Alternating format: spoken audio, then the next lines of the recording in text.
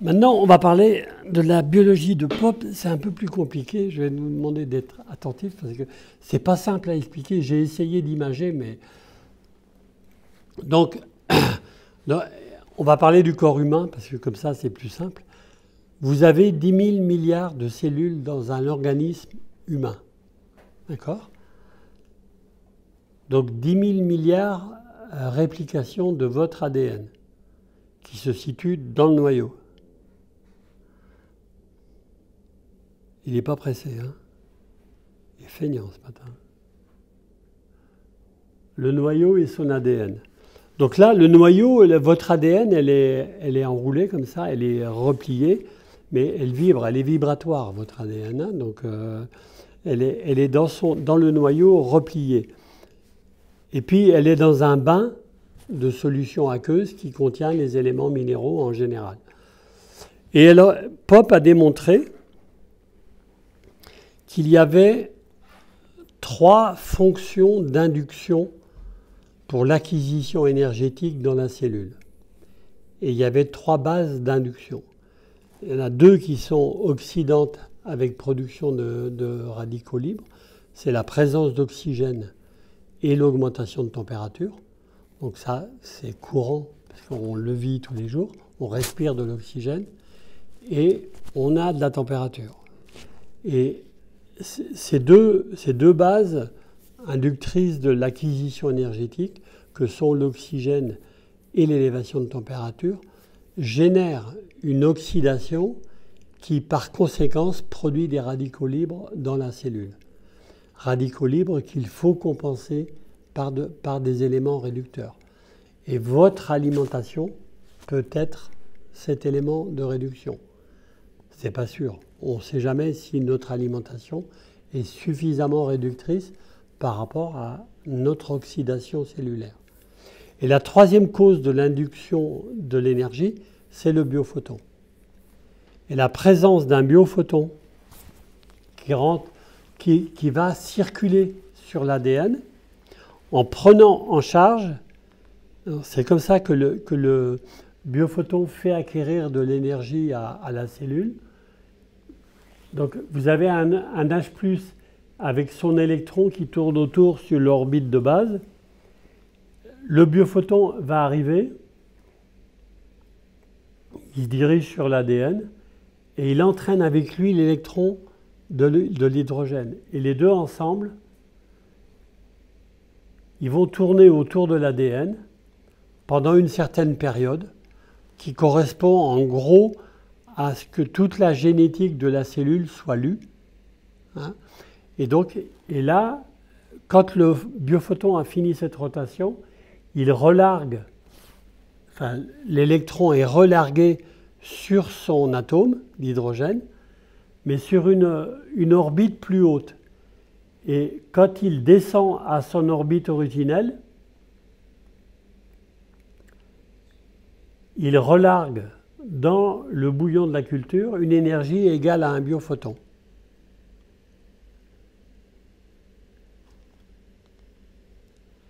Et cette énergie égale à un biophoton, donc selon la puissance lumineuse du biophoton, il y a une quantité d'énergie qui est relarguée dans la cellule.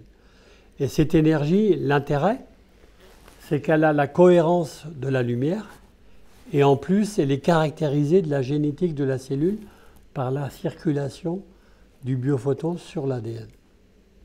Et donc, elle ne génère aucun radical libre et aucune complication à l'intérieur du bain naturel de la cellule. Et cette circulation énergétique par le biophoton, elle a lieu 100 000 fois par seconde et par cellule. S'il y a des photons, s'il y a de la lumière. S'il y a de la lumière, on trouve toujours la lumière. Je rappelle à cette occasion qu'il y a des gens qui ne mangent pas de leur vie et qui vivent uniquement avec l'acquisition de la lumière. Où les biophotons viennent donner de l'énergie dans la cellule. Quand ils rentrent dans la cellule. Et ils boivent de l'eau, en général. C'est tout.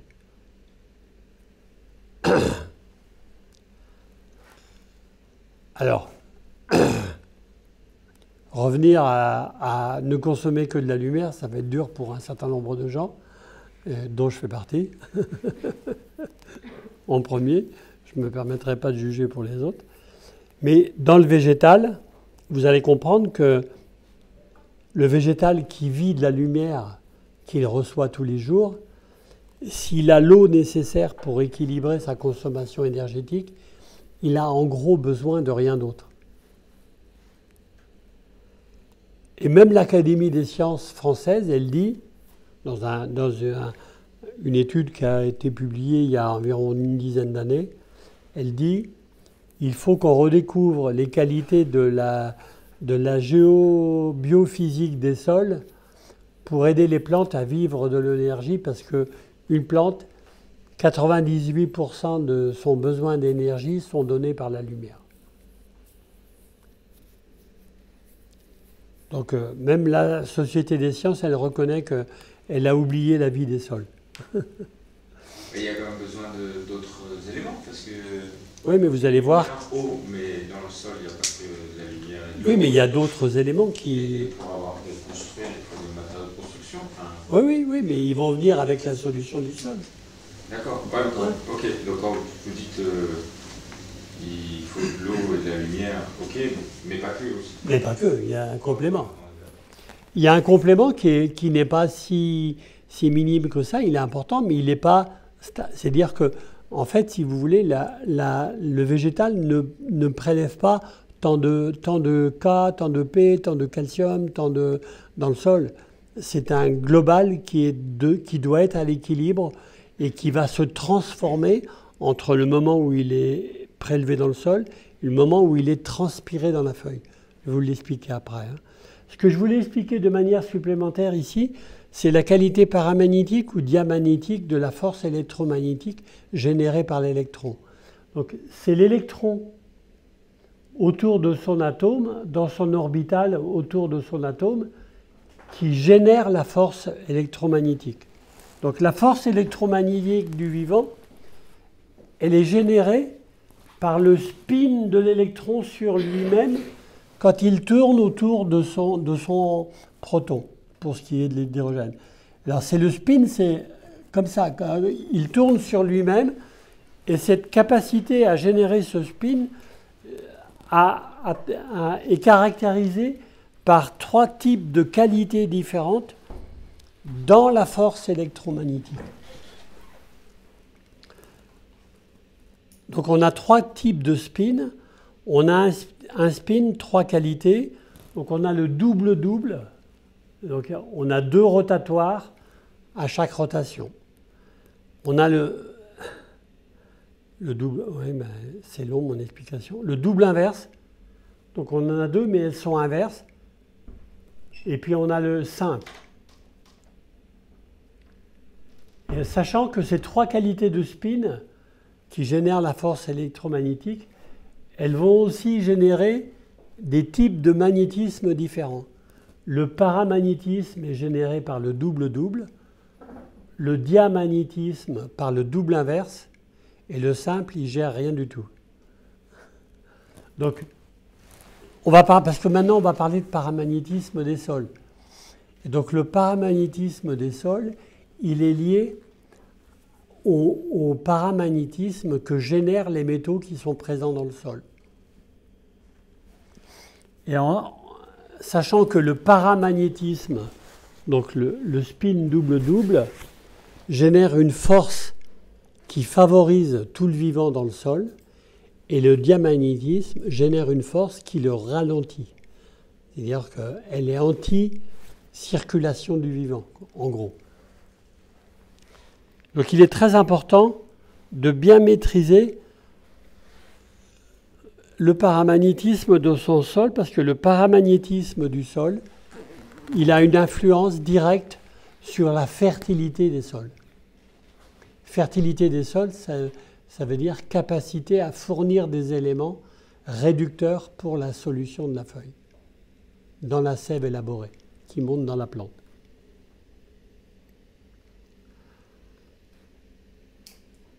Alors, je passe très vite là. Hop, voilà, on va. Ici, on rentre dans le domaine de l'agriculture, où on va parler de la photosynthèse. L'énergie lumineuse, par la photosynthèse, est transformée en énergie chimique sous 3 formes d'éléments différents: acide aminé, acide gras et ATP. Et acide aminé, acide gras, c'est des carbones, des sucres. Et ATP, c'est adénosine triphosphate, c'est de l'énergie.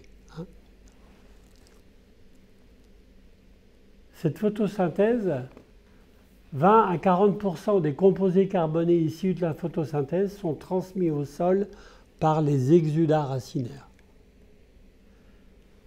Fourniture de carbone enrichie de la physiologie enzymatique de la plante cultivée.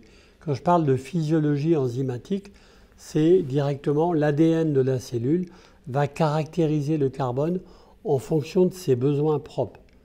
Et l'ADN caractérise la qualité du carbone qui est exudé.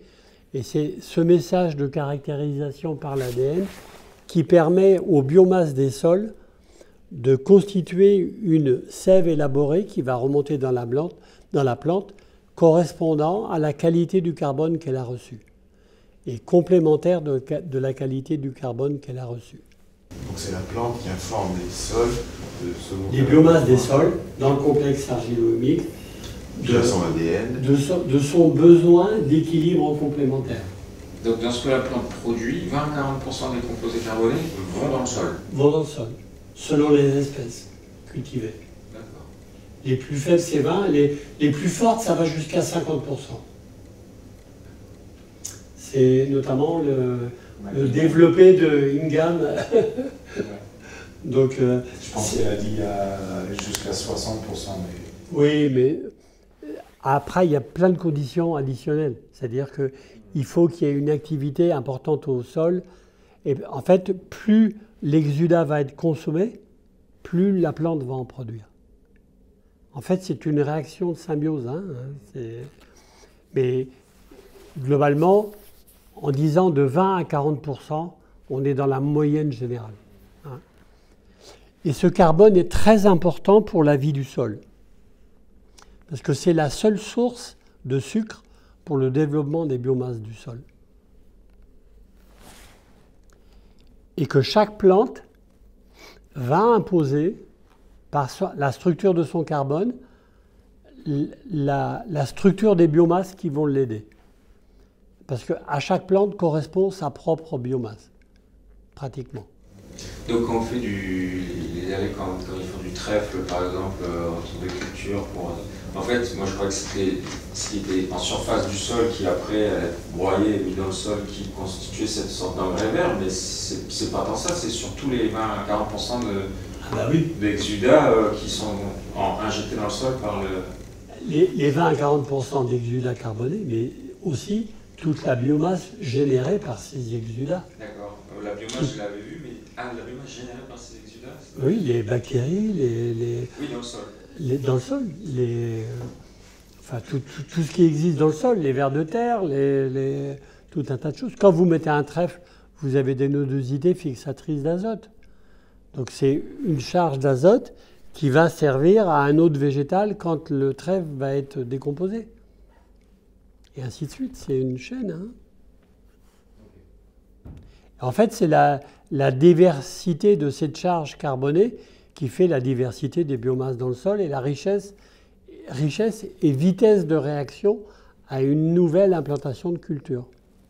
Bon, aujourd'hui, je dis, par exemple, à des producteurs de melons qui ont des problèmes d'assolement, de qualité de terre, de surface, de tout un tas de choses, je leur dis, si vous voulez réussir du melon en bio, dans un sol certifié en agriculture biologique, vous devriez aller le plus vite possible vers un amendement melon, chanvre, melon, chanvre, melon, chanvre.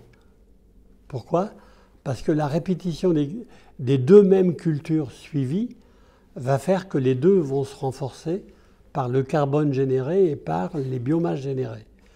Et ça veut dire que vous allez implanter une spécialisation de biomasse dans votre sol, certes, mais si elle est compensée par un humus stable, un compost riche et des roches qui enrichissent la qualité de la base du sol, vous allez avoir un sol extrêmement fertile pour ces deux cultures.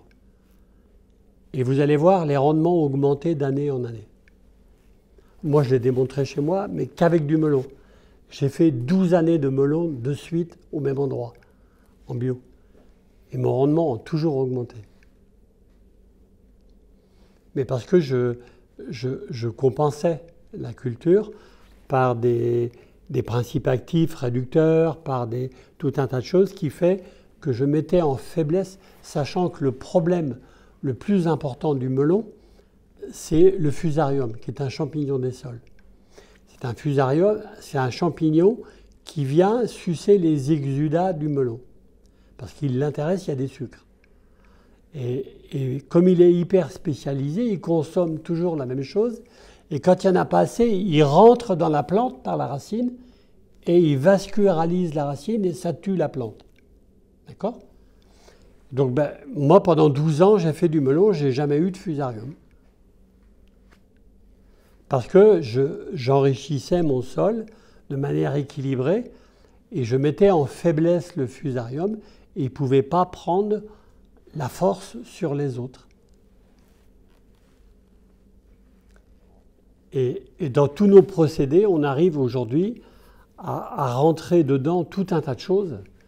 C'est très complexe, hein, je reconnais, mais on est arrivé à des résultats qui sont, en pommes de terre par exemple, on arrive à doubler la récolte en bio, hein, dès la première année.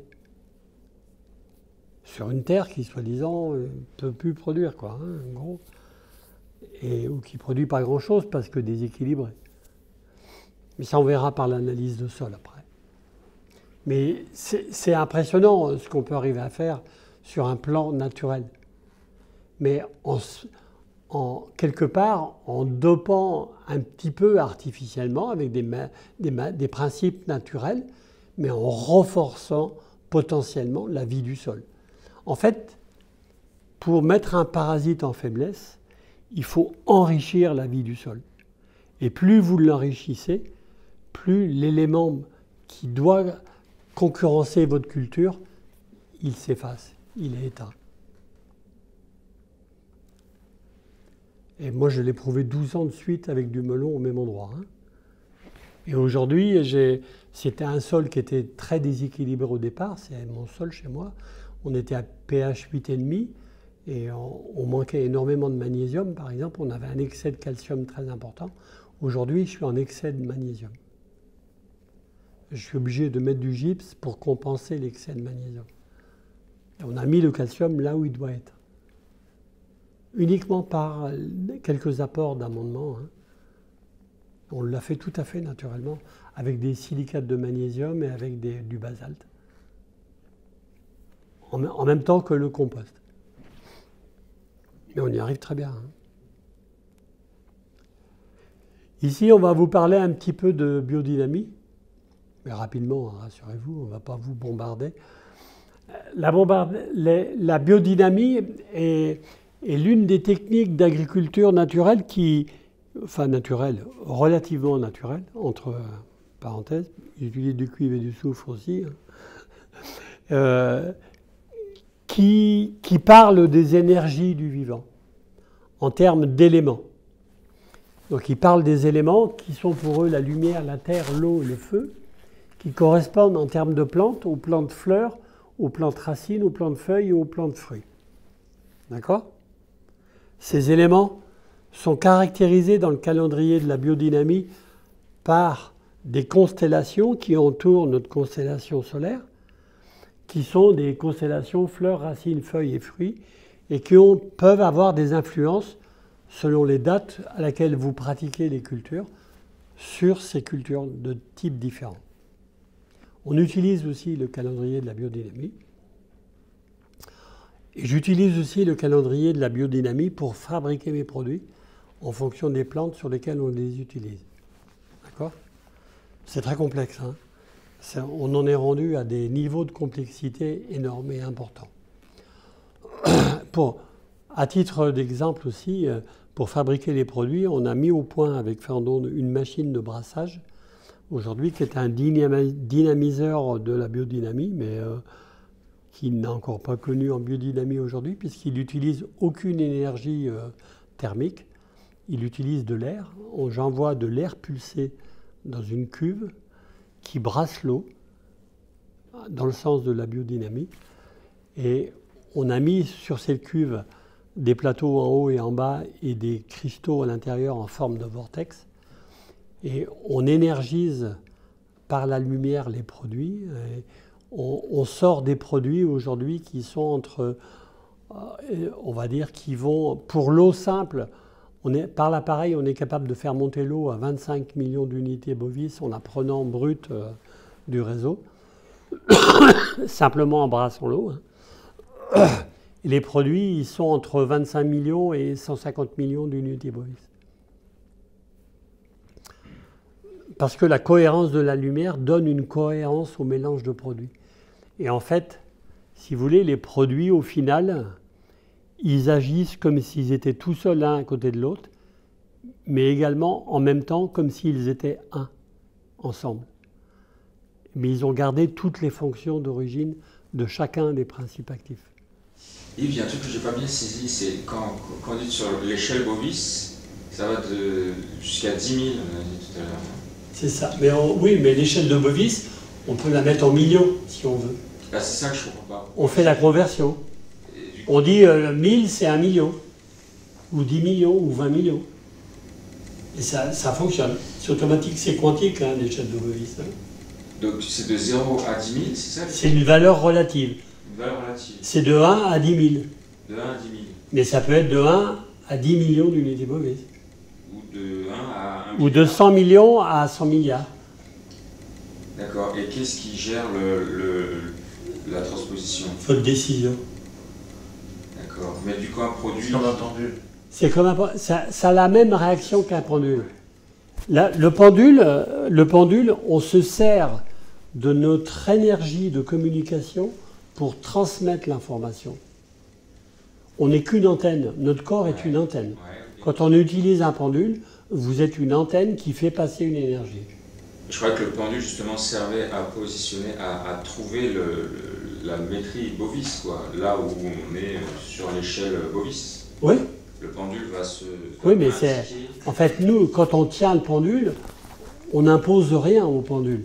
Tout à fait. Le pendule, il ne transmet que l'énergie de l'élément qu'on veut mesurer. Vous comprenez?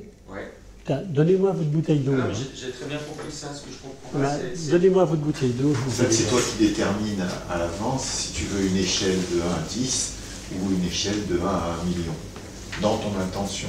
Si tu vois que ça dépasse les 10 000 et que tu veux mesurer plus précisément, tu vas appliquer, tu vas dire ok, maintenant je détermine.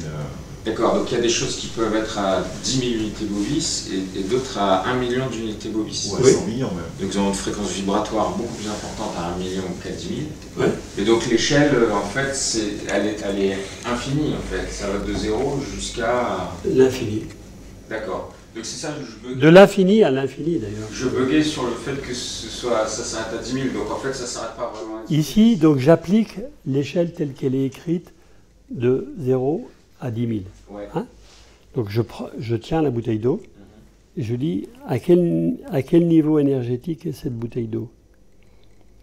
Et moi j'agite le pendule verticalement comme ça. Et en face le chiffre, le pendule va se mettre à tourner. Donc là, vous décalez sur l'échelle pour voir et à quel moment il tourne. Oui. Il se met à tourner, donc c'est... Entre 6 000 et 6 500. D'accord. Donc là, moi, j'ai rien inventé. J'ai simplement mesuré l'énergie de l'eau contenue dans la bouteille. Et si le pendule n'avait pas tourné en arrivant à 10 000, on dit peut-être que c'est au-dessus, du coup on recommence. Et on augmente la valeur de l'échelle. En disant je fais de 10 000 à 20 000. Voilà, c'est ça. Jusqu'à ce qu'on... De 10 000 à 100 000. D'accord, ok. Ok. C'était cette histoire de 10 000 qui... Je dis pourquoi ça s'arrête à 10 000 Elle n'est pas si mauvaise que ça, finalement. C'est le Kangen. Ah, d'accord. Bah, 3 000 pour d'autres Kangen. Non, elle est à 6 000. Non, mais je l'ai laissé en pH. J'ai mis un pH à 7. Ok, clair. Ok. Donc, les éléments, sont une des composantes physiques de la production végétale. En termes de biodynamie, il parle des éléments, il s'arrête là. Il parle quand même de corps astral, de corps éthérique et de corps physique. Mais globalement, l'historique de la biodynamie a fait que on a donné une valeur ésotérique à ces valeurs-là dans la biodynamie, et ça a complètement pourri la biodynamie, alors que les corps physiques, corps astral et corps éthérique, sont tout à fait vrais dans le végétal, ce qui correspond pour l'humain au corps physique, l'âme ou l'esprit. Mais le végétal a ces trois corps, même s'ils sont moins développés que dans le corps humain, et s'ils, dans leur fonctionnement, ils sont beaucoup plus simples que dans le corps humain.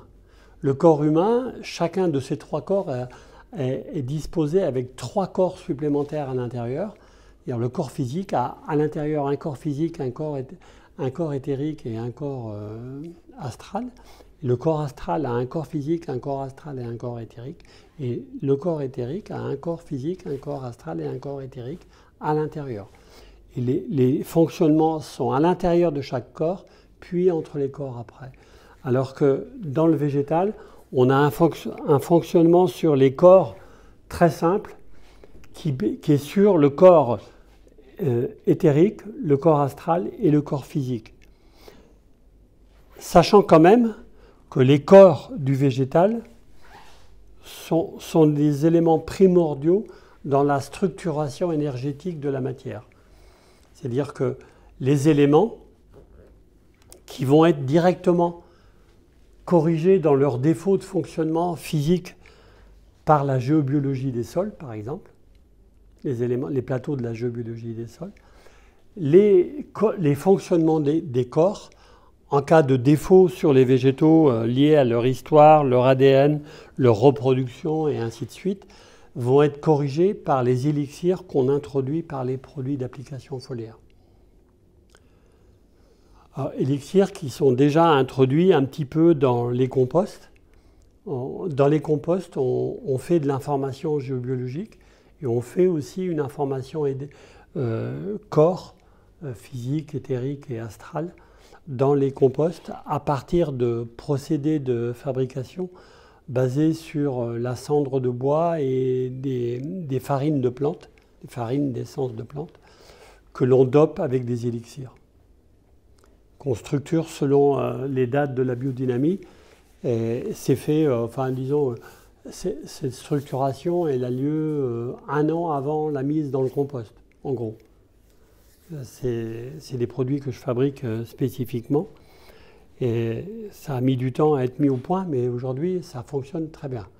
C'est d'une énergie redoutable. Donc, on introduit tous ces éléments en permanence dans tous les ingrédients qu'on utilise. Hein.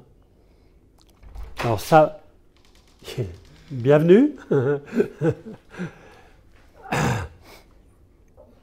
C'est, comment dire, pour moi, c'est indispensable de faire pénétrer l'ensemble de ces informations dans les matériaux qui vont permettre d'une part, structurer le sol et surtout de structurer la relation au végétal, et notamment biomasse végétale. Et donc l'élément feu, tu l'incorpores par la chaleur ou par le... Par la cendre de bois. Par la cendre de bois. Ouais. Il est dans le compost. Par la vraie cendre de bois, c'est-à-dire de vrai bois. C'est du vrai bois de chauffage tiré de forêts bien exploitées et qui est récupéré en cendre avec une cendre qui est tamisée, réinformée et que l'on mélange après avec donc des poudres de plantes qui correspondent en gros aux préparations de la biodynamie. Hein, et sur lequel on va injecter à une date précise 2 ou 3 élixirs pour que les corps de l'ensemble des biomasses et les corps des végétaux échangent correctement. Donc ça, c'est des préparations que tu fais en prévision des composts, que tu intègres à des composts. Oui. Alors c'est une préparation qui est faite, qui est intégrée dans l'Humacyl Gold après, et l'Humacyl Gold étant mis dans le compost au dernier moment avant l'usage. Ça demande du travail. J'explique pas tout ça aux agriculteurs, hein, parce que ça leur ferait peur. Ok, on va parler de biophotons et de paramagnétisme. Donc la première expérience qui a été faite sur le magnétisme entre les végétaux a été faite par Gurevitch, qui était un chercheur russe dans les années 20, c'était en 1922-24, hein, en Russie. Il a été mis de côté après par Staline au moment de la Deuxième Guerre mondiale, mais il était très en avance sur le monde. Les physiciens russes sont très en avance sur les physiciens du monde entier, mais ils cachent leurs recherches. Et politiquement, leurs recherches sont très isolées.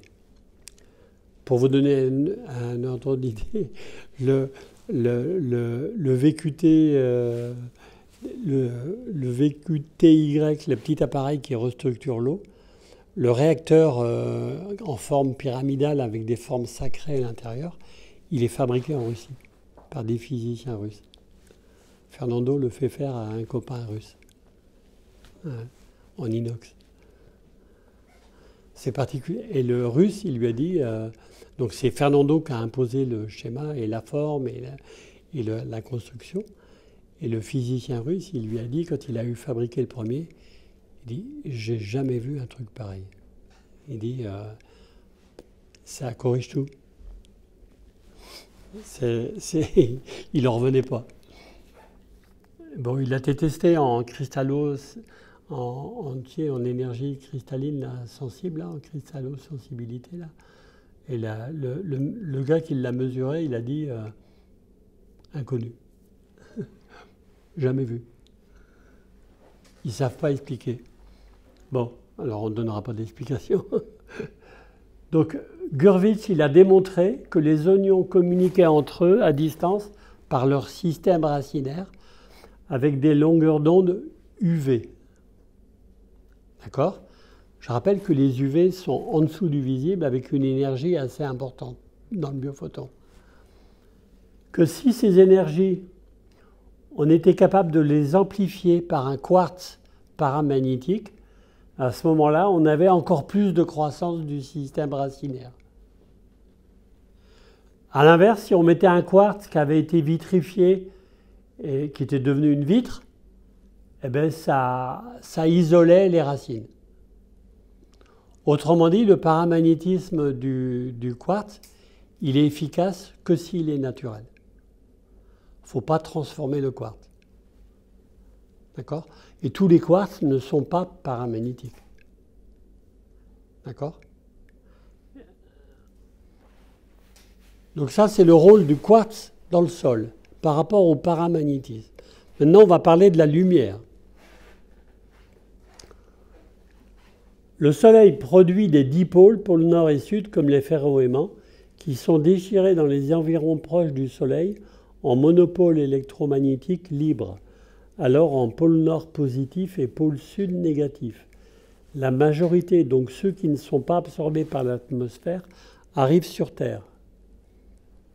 Les pôles sud négatifs sont absorbés par des roches, des collines, des montagnes, par certains monuments en pierre et même par des tas de compost et les taupinières. Les pôles nord positifs sont absorbés par les plantes et plus particulièrement par les arbres. Ils descendent ensuite dans le système racinaire sous des conditions planétaires et cosmiques dans les saisons. Ils y rencontrent les pôles sud négatifs qui ont été stockés par le minéral et ensuite l'ensemble gère la nutrition du végétal, son approvisionnement en eau et la photosynthèse. Dans ce processus, la silice joue un rôle important ainsi que l'équilibre cationique du sol, voire CEC. Qu'est-ce que ça vous inspire ? Moi, ça me fait dire que la lumière gère directement la photosynthèse, en complet, aussi bien dans sa partie alimentation de la feuille que dans sa partie alimentation des micro-organismes, du sol et du complexe argilo-humique. Donc ça, c'est Callahan, cette recherche sur la lumière. Mais Callahan, c'est aussi le paramagnétisme, en même temps que Pope. Callahan, c'est un Américain qui a écrit une vingtaine de bouquins sur le paramagnétisme.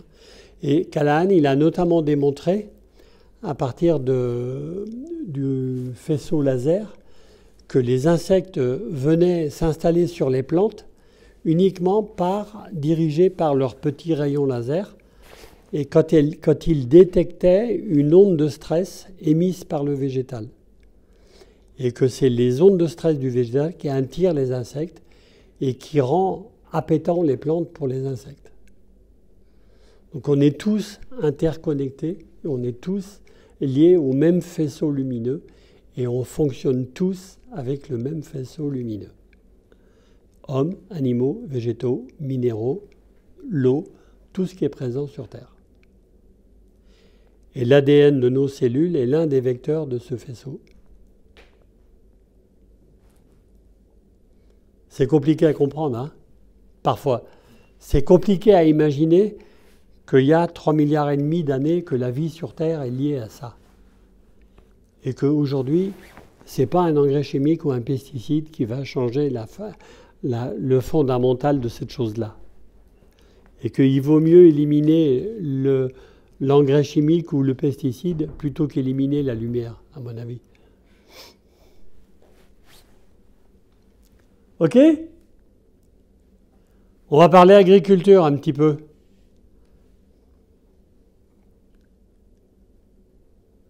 Donc la formation du complexe argilo-humique. Le complexe argilo-humique étant le lieu crucial où les échanges ont lieu entre la plante et le sol, sachant que la racine du végétal est son cerveau. À l'inverse de nous, on ferait bien de protéger nos pieds pour qu'ils nous rendent intelligents, mais parce que nos pieds sont la relation au sol, et cette relation au sol est primordiale pour notre capacité à synthétiser correctement la lumière. Hein. Mais notre cerveau, il est quand même un peu plus haut. Alors que la plante, son cerveau, il est carrément dans la terre. Ici, ce qu'il faut que vous remarquiez, donc vous-même, vous disiez tout à l'heure qu'il y avait autre chose que l'énergie dans la plante. Donc c'est là qu'on va le trouver. Hein. Donc la roche-mère, c'est l'origine de tous les sols. La roche-mère n'est pas la même partout, hein, et d'où les différences. Mais la roche-mère, c'est l'argile du sol, c'est les sables, c'est les limons, c'est tout ça, qui ont été travaillés par l'érosion de la roche-mère. Et puis, la libération de l'argile libère des cations et des anions, mais les anions, ils s'en vont généralement avec l'eau. Les cations servent de colle ou de ciment, si vous voulez, entre l'humus qui est électronégatif et l'argile qui est électronégative. La colle, c'est les cations. Donc, calcium, aluminium, magnésium, fer. C'est les plus importants, on va dire. Sachant que le magnétisme de la Terre est directement dirigé par le fer, puisque le cœur de la Terre en fusion est du fer, et que le magnétisme qui circule autour de la Terre, c'est celui du fer. Okay ? Sachant que dans la Terre, chaque élément du tableau de Mendeleïev a sa représentation magnétique. La Terre, elle est riche de la représentation magnétique de tous les éléments du tableau de Mendeleïev. Et que c'est l'équilibre entre ces éléments qui fait l'équilibre du magnétisme de la Terre. OK ? Ici, la litière organique, c'est-à-dire les déchets végétaux accumulés, les déchets apportés, les composts, les fumiers, les litières apportées, vont évoluer vers une dégradation qui libère du carbone, qui libère des sucres. Mais si vous mettez l'important, c'est de mettre un peu de ligneux dans votre sol, Parce que si vous mettez que de la paille, ça n'a que du carbone cellulosique et ça ne fait pas, c'est pas durable. La décomposition du carbone cellulosique, elle donne des sucres simples qui sont consommés par les micro-organismes pour se développer. Alors que si vous mettez du ligneux, tel que le miscanthus, qui a une qualité ligneuse et siliceuse en même temps, vous allez apporter du carbone ligneux qui, lui, contient une certaine quantité de carbone qui va devenir une humine insoluble. Donc il y aura une dégradation d'abord acide humique, acide fulvique, puis après il y aura de l'humine insoluble qui va devenir de l'humus stable, qui va constituer la richesse de ce complexe argilo-humique, parce que la richesse du complexe argilo-humique, c'est la quantité d'humus, la quantité d'argile et le nombre de cations qui sont retenus et leur équilibre. Et plus vous avez d'humus stable, plus vous avez un complexe qui gonfle énormément. Je vous ai rappelé tout à l'heure, 1 gramme d'humus donne 20 grammes d'eau retenue.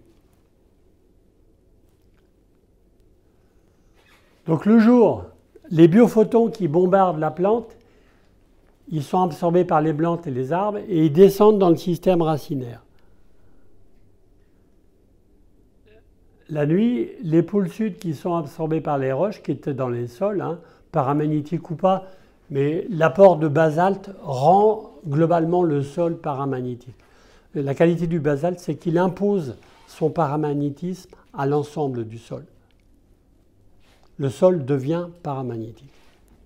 C'est l'intérêt d'utiliser du basalte bien structuré. Et donc la nuit, tout ça, ça travaille. Les biophotons qui sortent de la roche vont rejoindre les autres biophotons qui sont venus de la nuit, du jour, et ça prépare ce qu'on appelle une sève élaborée qui tient compte de l'équilibre du sol et qui retourne vers la plante selon la demande de la plante pour structurer par respiration. Donc la nuit, la plante, elle respire, elle largue de l'eau et du CO2 et elle fixe la matière sèche accumulée le jour dans un certain équilibre. Vous savez que les plantes, il y a 3 types de photosynthèse en activité dans les plantes. Alors certaines plantes ont une double qualité de photosynthèse, mais il y en a très peu. La C3, elle nécessite la transpiration de 500 mg d'eau pour fixer 1 g de carbone. La C4, qui est la photosynthèse du maïs, elle nécessite 250 mg d'eau pour fixer 1 g de carbone. Et la CAM, qui est la 3e type de photosynthèse, qui allie les deux un peu, c'est la photosynthèse des plantes cactées, les cactus qui vivent avec la rosée du matin.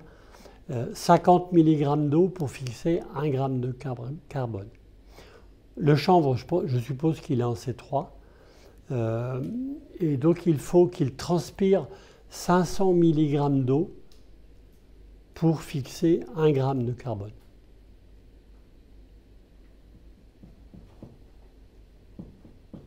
Et donc cette opération, en C3, les plantes ne sont pas capables de faire les deux en même temps. C'est-à-dire qu'elles ne sont pas capables d'accumuler de l'énergie lumineuse et de la transpirer pour la fixer. Donc elles accumulent le jour, elles transpirent la nuit. Et cette transpiration, la nuit, elle est directement dépendante de la structuration de la matière sèche à partir des biophotons, là, et des cations, et de la qualité du carbone qui va remonter avec les éléments structurants de la matière sèche, qui vont être transpirés par la plante. Cette transpiration, elle se fait par les feuilles, et à ce moment-là, le solde qui reste dans la feuille, c'est la structure de la matière qui fait la croissance de la plante. À un moment donné, la diversification crée la fleur, puis la graine, et à ce moment-là, vous avez la structuration. La richesse maximale d'une plante est au moment de l'induction florale. C'est là qu'elle a la structure la plus riche dans son équilibre. D'accord ? Et c'est à ce moment-là que c'est dans les 15 jours, 3 semaines avant que les besoins sont les plus importants. Une fois que la fleur est réalisée et la fécondation réalisée, les besoins diminuent énormément et d'ailleurs le niveau d'azote dans la plante diminue également. Avez-vous des questions? Parce que je ne vous ai jamais offert la parole. J'ai toujours parlé. La richesse maximale de la plante, elle est au moment de l'induction florale, Oui. quand la fleur... Quand il va y avoir l'initiation pour la graine. Ouais. C'est Avant là. la fécondation.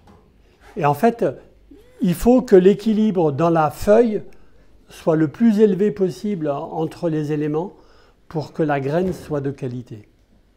Ça va déterminer la qualité du pollen et ça va déterminer la qualité de fécondité de ce pollen. Et c'est le nombre de grains fécondés de pollen qui vont déterminer la qualité de la graine. Et là, vous êtes fortement dépendant des conditions climatiques. Hélas. Dans ce moment-là. Ouais.